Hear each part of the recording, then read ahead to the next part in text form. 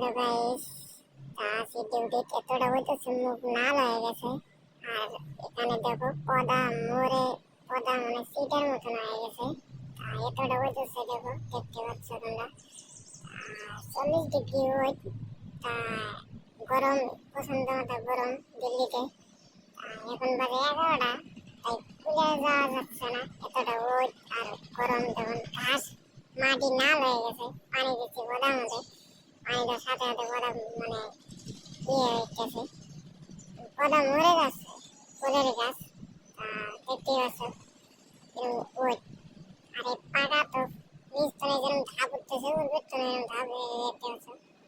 ফুল মরে পর ফুল ফুপাইয়ে একদম খড়ির মতন হয়ে গেছে, মানে আগুন ধরাই দিলে আগুন জ্বলবে। এই যেটা কমপ্লেক্স, এটা এখানে ঘুরতে আসতে হয়। ঘুরতে যারা আসতে চায় তাদের 100 টাকা করে টিকিট কেটে ঢুকতে হবে ভিতরে। আমি এখানে কাজ করি, ডিউটি করি। গাইজ, ভিডিওটা ভালো হলে লাইক শেয়ার করে দিবে।